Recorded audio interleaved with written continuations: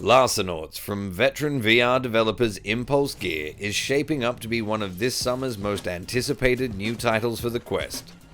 Offering frantic 6v6 multiplayer madness, Larcenauts will be VR's first entry into the popular hero shooter genre. With 8 unique specialists to battle with, over 4 maps and 3 game modes, Larcenauts looks to be a fresh new way to blow your friends away in VR. We were lucky enough to catch up with Greg Corman and Seth Luisi from Impulse Gear to discuss game mechanics, developing for the Quest, and all things VR.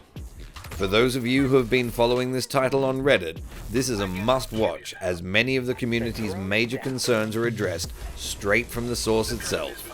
So, without any further ado, join us for a chat with Greg and Seth.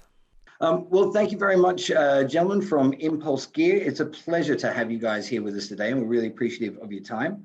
I'll let you guys introduce yourself briefly, and then I guess we have a few questions to ask you. I think you have some kind of game launching fairly soon, something about that. Maybe we'll have a little chat about that. So, gents, could you introduce yourselves, please? Thanks, Pete. Yeah, my name's Greg Corman. I'm one of the founders of Impulse Gear, and I'll let Seth go next. Yeah, Seth Luisi. I'm one of the other founders of Impulse Gear, and I'm mainly on the design side. So yeah. Fantastic. Well, I mean, we do really want to talk to you about Larcenauts, which is obviously the upcoming title that we're alluding to, something that I personally am very, very excited about. But I would love, before we get into that, just to hear a little bit more about you guys, how your journey to this point has been.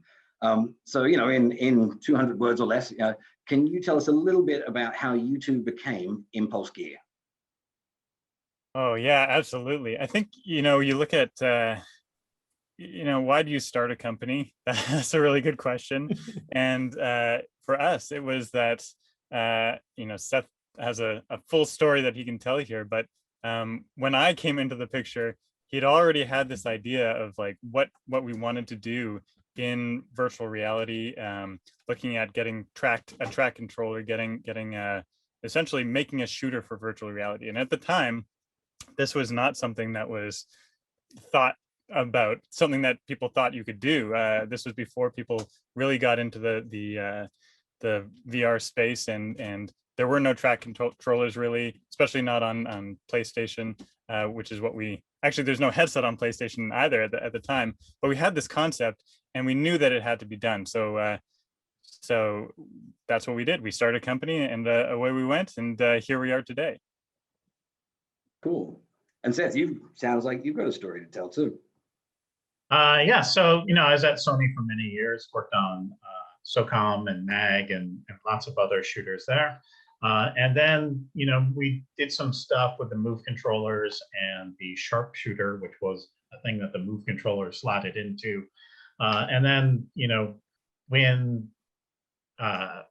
so that was my beginning with working with track controllers. And then when the VR stuff started to hit, it was still limited to using an Xbox controller or regular gamepad. And I really wanted to combine like a full motion control into, you know, a peripheral that you can use to have full control in virtual reality with one-to-one movement. So that kind of led to us doing some prototypes with what became the PSVR aim controller. So that's kind of where we started. We started forming around that, doing prototypes. We had like a PlayStation 3 tracking the movement of a sharpshooter with a Move controller, and then, you know, like an Oculus DK1 as the headset, and having these all hooked together and sort of creating this prototype from a bunch of different systems to sort of show Sony and other people like, this is what we want the shooter in VR to be like. And we were lucky enough that they agreed with us and ended up, you know, working with us on Farpoint and also on the PSVR aim controller. I mean, I knew that you were involved with the aim controller to some degree, but that's the first time I sort of knew you were that involved in bringing track controllers. So, you know, as someone who's new to VR, thanks for that. You know, I appreciate that work. Yes, thank you. Well, you know, it was one of those things where you're sitting there and like, what is the best way to, have to make a game in VR that's really going to deliver on consumers' expectations. So what do they expect? And they definitely expected one-to-one control, being able to have direct input into that game space. And that's really what we wanted to deliver on, and had to push some people as well in that direction. Oh, that's fantastic. But there's another question that I this is a really dorky question, but I like to ask this any chance I get. If you can play only 3 VR games for the next year, and it can't be one of yours, what are your choices? What are your choices? Want to go first? I can go first. You go first this time. I got to think about it. All right. So you know what? It's funny. One of the games I really liked was Astrobot. So I don't know if you played it. Astrobot is a great great game, platformer, really cool, really cute. But lots of fun. It was just a fun game. It's lighthearted, really cool. The great team as well. It was just a really good. It was a surprise release for me because it kind of came out, and I just thought it really did a good job. And then I am a huge fan of just multiplayer games. That's just where I love playing with other people. So I would probably go for one of the shooters. If we're not looking at what we've got, I played a lot of our game, but I think you'd probably look at something like, I'd probably go for Onward, something like that. Really great milsim shooter, very different from what we're doing, but it's got a lot of that. I harken back to Counter-Strike. Counter-Strike was where I put a lot of hours into that game, and so probably looking at something like that. And then after that, I'd probably go Beat Saber. That's just a fun game. Why not, right? You're getting in there, you're listening to music, playing a game, kick off some, why not? Yeah, for me, I really like Walking Dead, Saints and Sinners, so I think they did a great job with that. It was, lots of great mechanics and a lot of fun to play.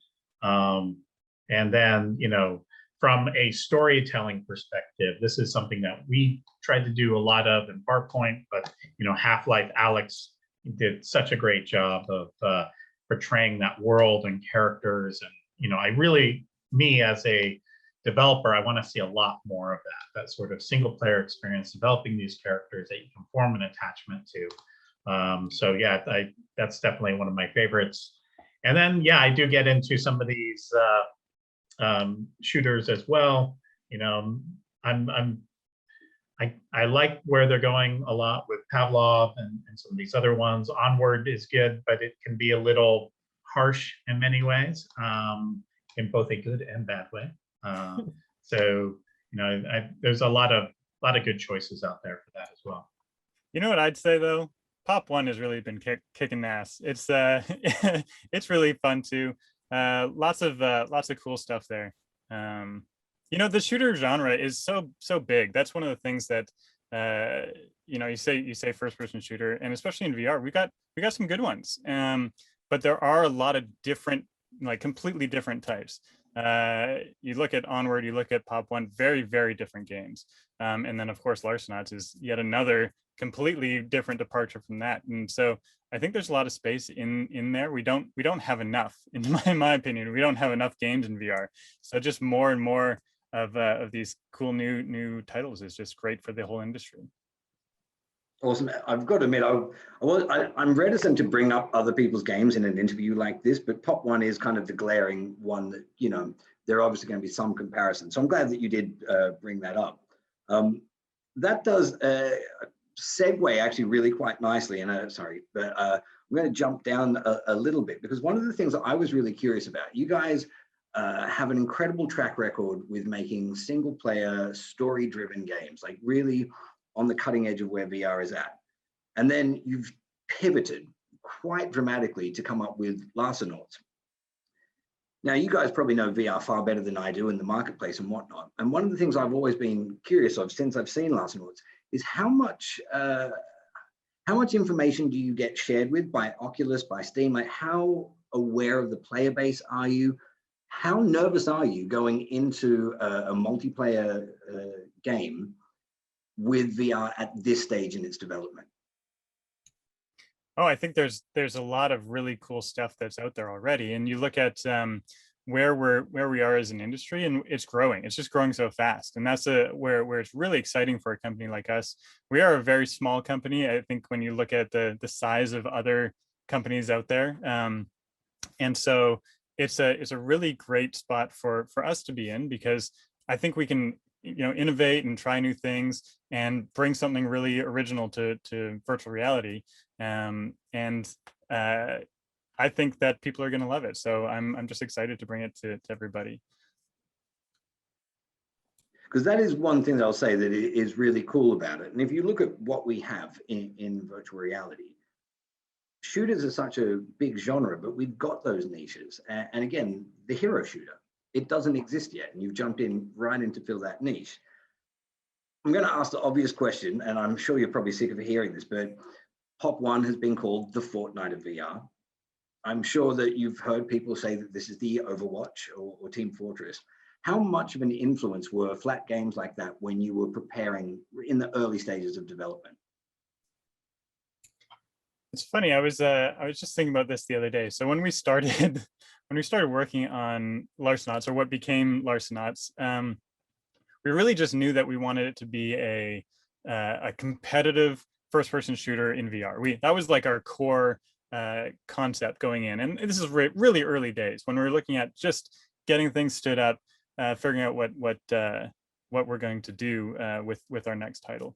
And that comes over from Farpoint. We had a lot of great ideas on Farpoint. We did some of them. We did some cool co-op stuff. We did a 1v1, which was something that we really wanted to expand upon. And so looking at that, making a game out of that, we started prototyping, started getting some cool stuff together. And by the time we had the first 3 like characters going, we just realized they're unique and they're super fun.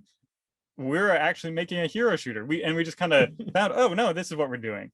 And it was obvious from that point on that, yes, this is a hero shooter.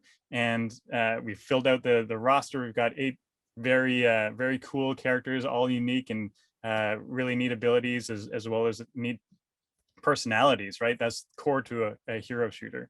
And that's how we came into creating this new game, creating Larcenauts.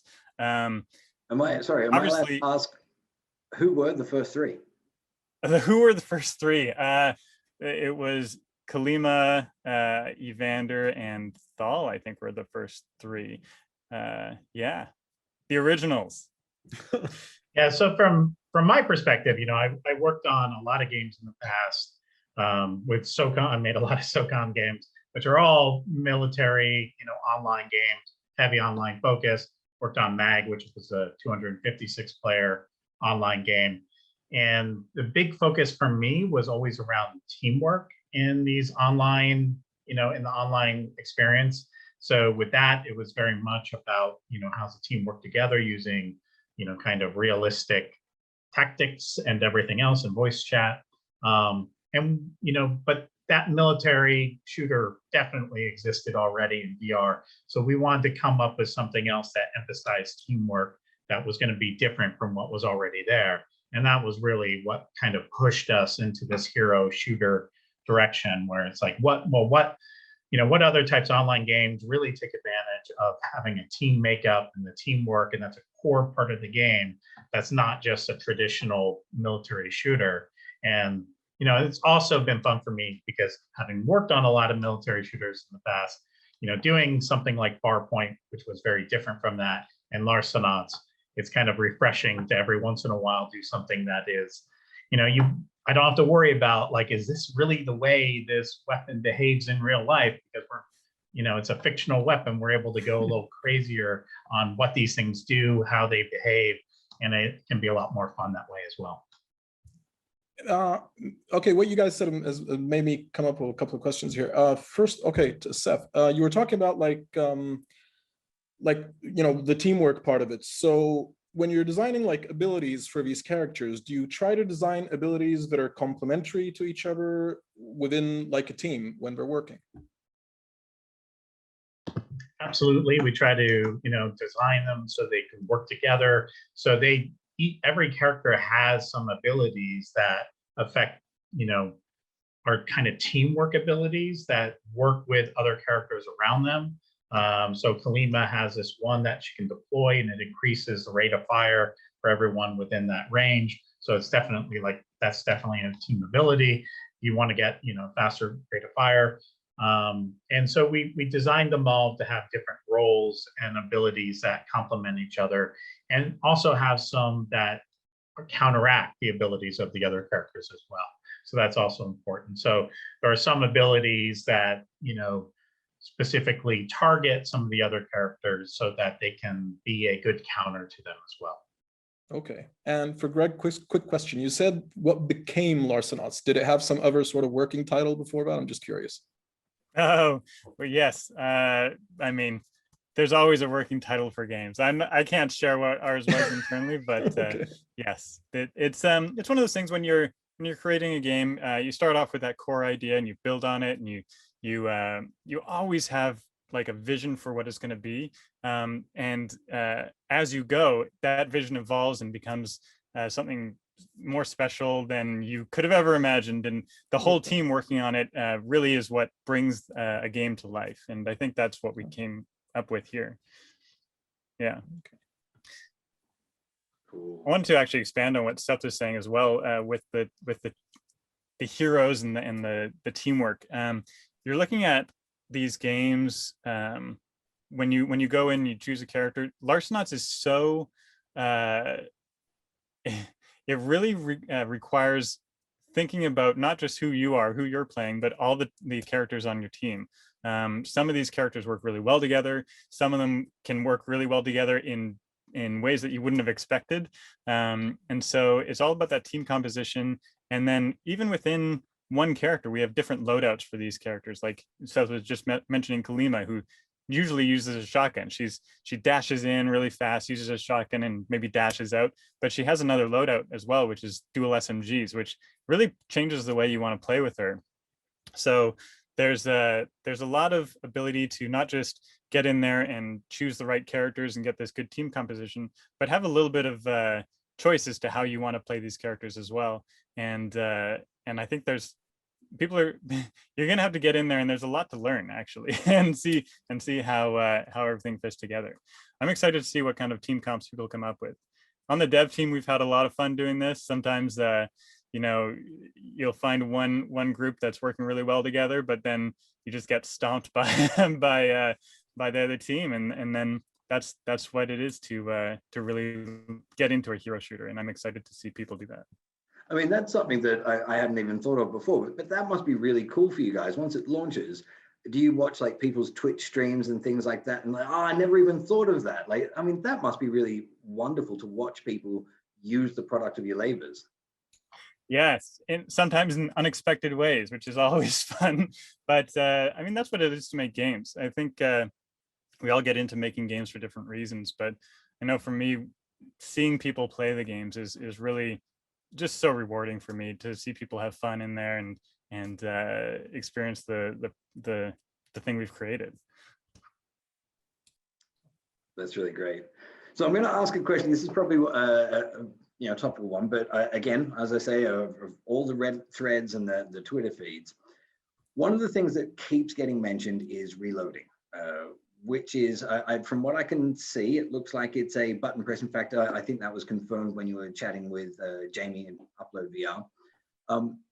So in case people haven't seen that, do you want to walk us through what the reloading mechanic is? And I have to ask, was there ever a version of it where you tried a different reload mechanic?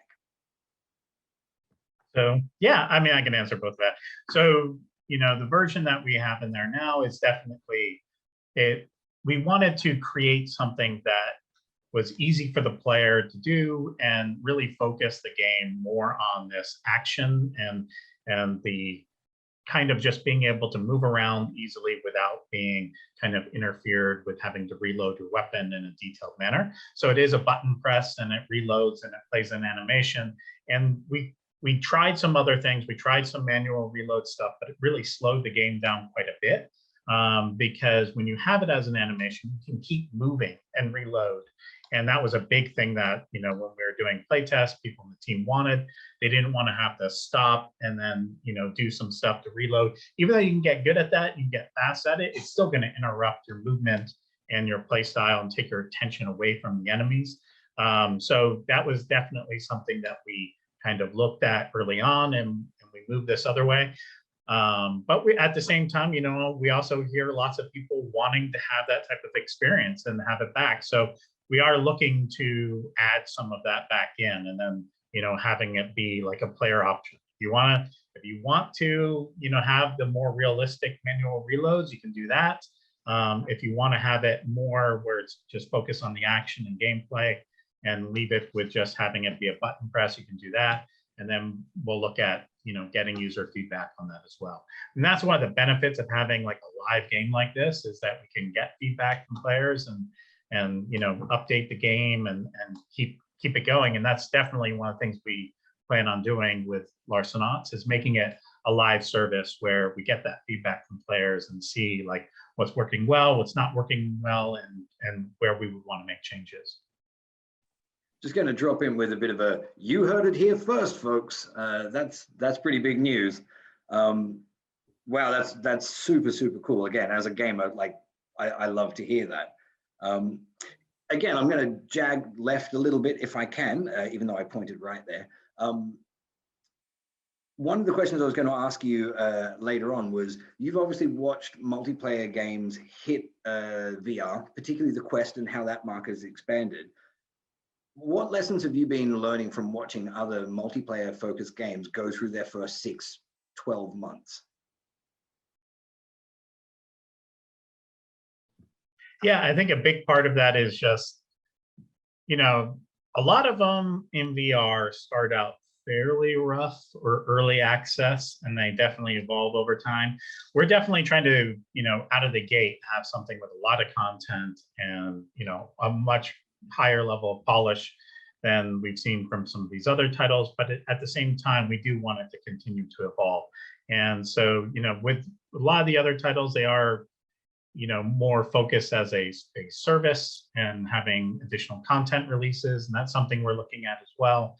So we are just, we're definitely planning for this for the long haul on Larcenauts, as far as, how we support the game going forward and what we want to release for it. Yeah, this comes back to that core concept of creating a game that is competitive at heart, right?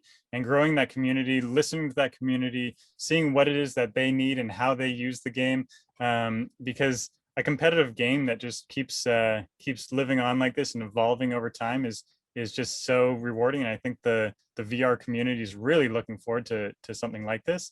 And we want to show them what we've got so far and bring them into that fold and show them, listen to their feedback and go from there. I wanted to squeeze a question in. Okay, you were talking about, which I really think is great, launching out of the gate with a lot of material already there, so that, because again, we have had the experience of sometimes reviewing games that feel it's kind of like not finished, and you kind of feel bad for the developers whose game you're reviewing, because you don't want to knock it off for being unfinished, but at the same time, you sort of have to judge what's got, if it was good enough to get released, then you have to review what's on release. So for people who might not know enough about like what the game's coming with, can you give us a quick overview of like the game modes, how many maps there are, that sort of stuff? Just what is it that's actually on offer as it's released, and which particular areas are you planning to expand on post-release, and in what kind of time frame? Absolutely. Yeah, we can talk to that for sure. So what is Larcenauts? What's included out of the box day one? So there's a lot of cool stuff that we've been developing. And when you look at content-wise, there's a lot there. So first of all, when we're looking at the core of a hero shooter, you count the number of specialists that you have, or heroes. We call them specialists that you've got. And we've got 8 starting out. So that's 8 unique specialists. Each one of those has generally 2 loadouts, so 2 different weapon combinations that they're going to go with. And I know that's a little different than some other hero shooters where there's only one. So there's usually 2 different ways that you can play. Either that's just a different sidearm, or sometimes it's going from like a main weapon. Like Evander, he's got this powerful rifle, or he's got a secondary loadout, which is 2 hand cannons. I believe we're calling them hand cannons. I hope I didn't just use the dev name. But yeah, he's got this completely other way to play. And now you look at, we've got 8 of those characters, so there's a lot there. Each character also has, this is generally because you always have what they normally have and then some specialist that breaks all the rules. But in general, you're looking at someone who's got a quick skill. So that's something that's usually either movement based or just a quick thing that they can do on a fast button press. And then there's the deployed gear. The deployed gear is something that you will place in the world. Like maybe once again with Evander, he's got these traps that you can place in the world, or with Salters, she has a teleport pod that she can place in the world and then get teleported back to. And then every character, even their grenade is a unique part of their character that will change the way they play. So everyone has a unique grenade as well. Now that's on the specialist side. When we're talking about game modes and maps, we have 4 maps out of the box. So we have Blight, we've got Refuel, oh man, I'm blanking on the names. But anyway, we've got Relay. Yeah, Refuel is the game mode. I'm about to get there, but I'm skipping ahead. We've got Blight, we've got Relay, we've got Excavation, and we've got Hazard Pay. So these are 4 maps that all have a lot of cool content to check out. Now, in each one of those maps, you can also play all 3 of our game modes. I jumped ahead, but we got to Refuel, which is one of our game modes where it's kind of like a territories thing where in the map, there are these 3 zones that you're going to go fight over, and you need to capture that zone and hold on to it and get points, and you got to get more points or faster than the other team. Then there's Uplink, which is a bit of a favorite on the team. You have to get to this drone and bring it back to your uplink spot. And it is a crazy mode where this drone, you can actually throw it across the map. You can throw it to other players. Once you bring it to the uplink, it will start uploading data, which is how you get points. And you got to obviously defend that zone while it's uploading data. But then it will also start a detonation or a self-destruct on that drone when you start uploading data. So you got to make sure that you're not holding it when that drone finally does detonate. So lots of cool stuff there. And then we do have the classic deathmatch as well. So looking at that's where we're at. I think you also look at the specialists. They start out at level 1. And I kind of already went over what's in a specialist, right? You've got the loadouts and the weapon, or the weapons and the abilities, but they also have this thing called power slates. Now, power slates are this way to upgrade your character in sometimes very major ways, sometimes minor ways, but it really allows you to choose how you want to, or which pieces of the character you want to accentuate. One of our power slates is something for Kalima, who we talked about it a little bit earlier. She has a dash ability. Normally you get 2 dashes and they recharge over time, but this power slate is one that gives you a 3rd dash. And obviously that's a game changer when you're trying to get in quick and then you need that last clutch dash to escape. And so equipping that power slate may be really helpful, but you got to choose because you only have one, or you actually get 2 power slate slots, but you got to choose how you want to equip those, because maybe you actually want to equip a different power slate, one that will reduce the cooldown time on her deployable, that rate of fire increase thing that we were talking about earlier. So I think even just looking at that, there's a lot of ways to min-max your character and really learn how you want to play, and then maximize the power slates that are going to benefit that style. I feel like I talked for a long time there, but no, it's great. yeah, there's a lot of content in the game. Yeah, so we have lots of different power slates. Those power slates will be unlocked as you play the game and you kind of collect them. And some of them even have different levels to them. So it might be like, 5% more damage for a specific weapon. And then you might get a higher level one that does 10% damage for specific weapons. So that's definitely a good way of kind of focusing your character. If you want to focus more on like, hey, I really like this weapon, but I want it to do more damage, and you can slot in a power slate that does exactly that. So it's a good system. It's also balanced by the fact that you can only take one or two of them into the match with you. So you can't just load your character up and make them much more powerful.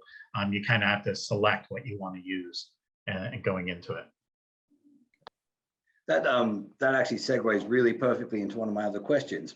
So I understand that there's also a progression, like an RPG style leveling up that can occur, both for your power slates and for your specialists as well. That's correct, right? Yep, cool. That's right. So again, one of the other things that I've been thinking about, and many others as well, this is a competitive game, which I think we can all hope is heading the esport direction. How have you balanced that out? So if I, for example, have been playing it nonstop and leveled up my guys and Omar's just jumped in, how have you chosen to balance that so that I don't destroy him every time? I think that.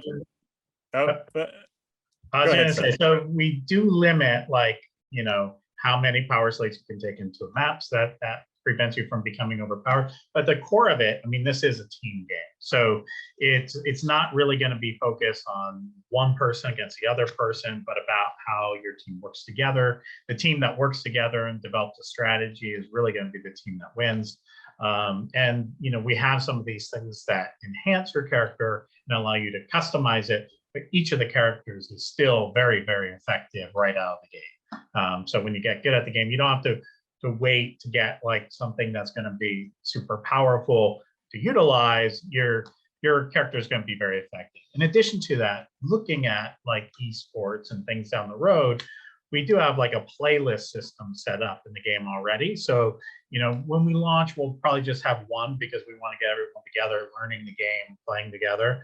But certainly as we go down the road, we can create like a competitive playlist that has a limited set of content, or it has the content pre-unlocked so that you can have that very competitive, everyone's more on an equal footing play mode for the people that's really important for. So those definitely are things we've been thinking about, and that's one of the ways that we've kind of already built it in. It won't be available at launch because, again, we want to get people familiar with the characters and familiar with the game and learning it and unlocking things. But as we move the game forward, that's something that we already have in place that we can add an additional playlist that would do exactly that. I think the title of this interview should be "Everyone on Reddit, Shut Up and Listen to This." You title it how you want. It's funny. I was just as Seth was talking. I know you asked the question earlier, what's in the game, and I tried to talk really fast and go through it all because there's a lot there. But I totally forgot we have skins as well. So there's player skins. I mean, there's just more. There's a lot of content in there. I'm not. We want to grow this game over time, but even at launch, there's just a lot there to find and to collect and to experience. So just thought I'd throw that in there. So wait, can you tell us a little bit about the post-launch plans? Like, do you have like development timeline for the next, 6 months or a year? What's coming up? Yeah, we can talk generally about that. Yeah. So I know Seth was just mentioning earlier on. So what does our post-launch release plan look like? First of all, the immediate thing we want to do is look at some of the feedback we're getting from people and have that smooth launch that we're looking for. And we've got a couple of short-term things that we want to work on that people have already been requesting. So things like the manual reload option that Seth was talking about, get something like that in there, as well as looking at the ability to have private lobbies. We want this to be a competitive game. We want people to be able to get in there and set up these these matches where they can run their own tournaments and do things like that. So that's really important to us to support the community in that way. Looking further out, we have this idea of this fall update where we're thinking about more of everything, and we can talk about that a little bit more later. But there's lots of stuff coming, and we look forward to announcing more of it. Cool. I wanted to ask a question earlier on when we were talking about the aim control, and we kind of skipped past it. So VR peripherals is something that's just starting to, like, there's quite a few things out there. It's still in its infancy. Now, I maybe noticed a little Twitter thread where BHaptics were courting you guys. Any chance that we're going to see Larcenauts and BHaptics with a partnership or integration? Perhaps. Okay. I mean, these are the things that we continue to look out for. Like, what does it make sense to add to the game? What adds to the overall game experience? Something like that can definitely have a big impact if you have to have the equipment, of course, but it definitely adds to the immersion of it. So we're always kind of exploring these things as to, does it make sense for us to add support to that? And that is definitely one we're looking at. And you know what? We've talked about this, but if it's something you want, make some noise. Tell us what you want. We've got a long road ahead of us looking at supporting this game for a really long time, and we want to know what players want. And so there's hit us up, let us know. We want to hear from you. I've got your email address. You might want to take that back. That's right. Great. Well, I mean, Omar, did you have any more of the game-specific questions? No, I wanted at some point to just move on about like development questions in general, but if you've got more game-specific questions, go ahead. No, this is because I realized that we're getting short on time at this point. And I was just going to flip over to asking you guys a little bit more general thoughts on how you see the industry. So Omar, if you want to jump in and. Okay. Well, I generally, well, a couple of things. I mean, they're sort of the same question, but sort of lumped together. One is like, what particular challenges have you had, making the game on Quest? And between somehow making it work on, the first Quest and also the second Quest, so you end up sort of compromising to make it work on Quest, but you don't want to make it like a limited experience for Quest 2 users. And so there's that part of the question, the difficulties of putting to Quest and taking the two headsets into account. And the other part of the question would be is, what would you generally offer as developers as advice to people who are developing for Quest? Like, what are the biggest problems you've had to solve, and what kind of tips could you give developers? Like, something specifically for people who are actually not just gamers, but who are into, making games. Yeah, I can talk to that a little bit. So you're looking at, how do you develop a game? I think the way you look at it is, how do you develop a game for multiple platforms? And our background is in console games, and with console games and PC games, you have to keep that in mind. You have to keep in mind what's your min spec, what's the max spec, and where do you want to really spend your focus in creating a game. Now, for us, it was also really important to look at Larcenauts as a competitive game, right? So it's very important that the game is consistent across all of our platforms. So if you're looking at something like Quest versus Quest 2 versus high-end PC, you want to make sure that core shooting experience is the same, but also excellent across all platforms. So that's our first focus. Now, looking at that, how do you create VR games? I think anyone who's creating VR games knows that performance is always a challenge. It doesn't matter what you're doing. You're always going to get to a spot where trying to fit within that millisecond budget that you've got is just, you can't go over it. There's no leniency there. So you really got to be profiling all the time, optimizing all the time, finding out exactly how you can save milliseconds or hundreds of microseconds wherever you can. You really get down to it. We're figuring out how to reorganize our frame so that we can do things at certain times to take care of to take advantage of the limited number of threads that we have, and really pack as much as we can into that frame time. I'm going into it a little bit here because I'm on the engineering side. I find this really fascinating, and it's really fun to actually optimize for these platforms that are not just they're actually quite powerful for what they are, but they're fixed hardware, which is really fun to optimize for because you know what you're dealing with. You get the same experience every time. So yeah, that's actually a challenge, but also rewarding because you can you can try some innovative ideas when you're working on packing as much in there as you can. But advice to either new developers getting into VR or just I mean, seasoned developers know this. You just got to profile and find out where those bottlenecks are and drill down on what specifically is taking the time. And that's from the tech side. That's how we approach it. But then from the gameplay side, I think there's a lot of other challenges looking at how to interface with these controllers and make the most of it. But maybe I'll throw it over to Seth to answer that side of the question. Yeah, I think that the big thing is, and this can be very hard because you're reading the tea leaves a little bit, but just really thinking about the different platforms that you're going to launch on. So, we did that with Larcenauts, where we knew we wanted to release on Quest.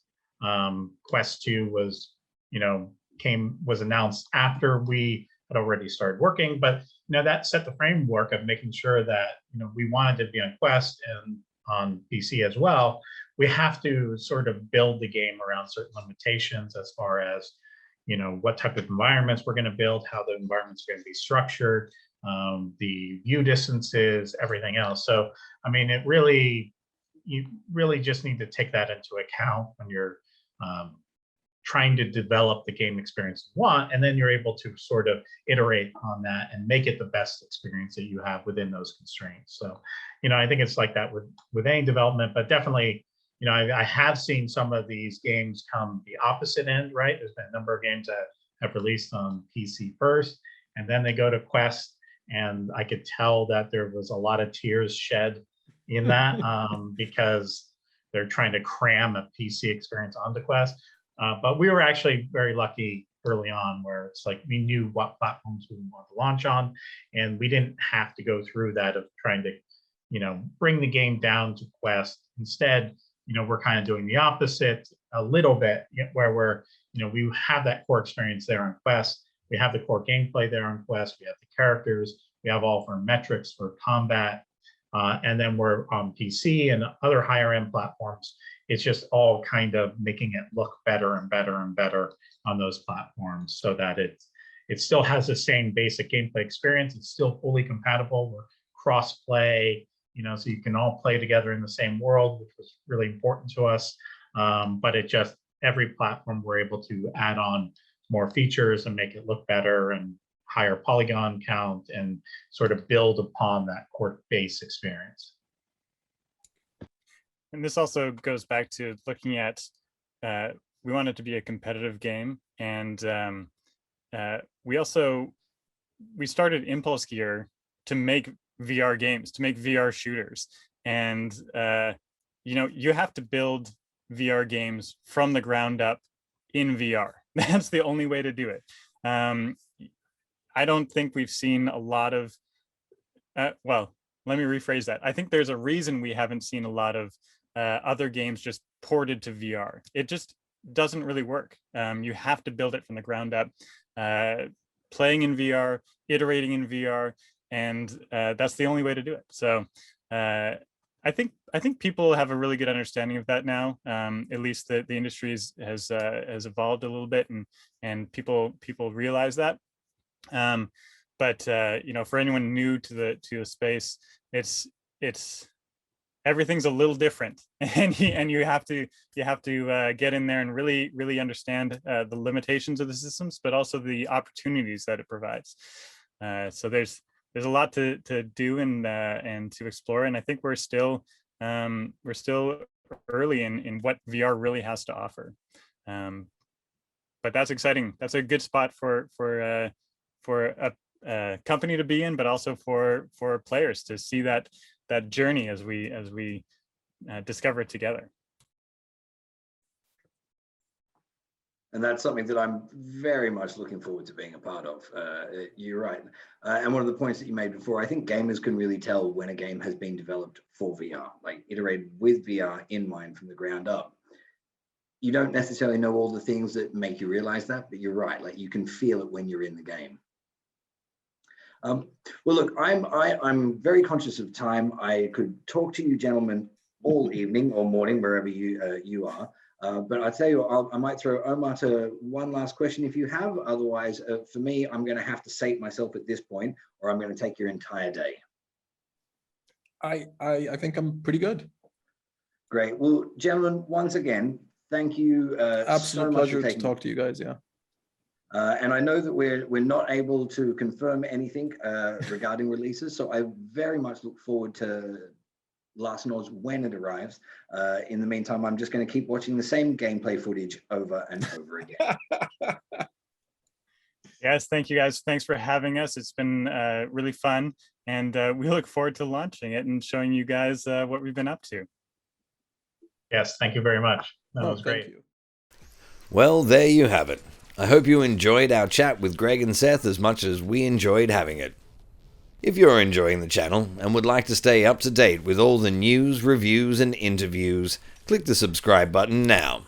And if you'd like to see more interviews with your favorite developers, let us know in the comments.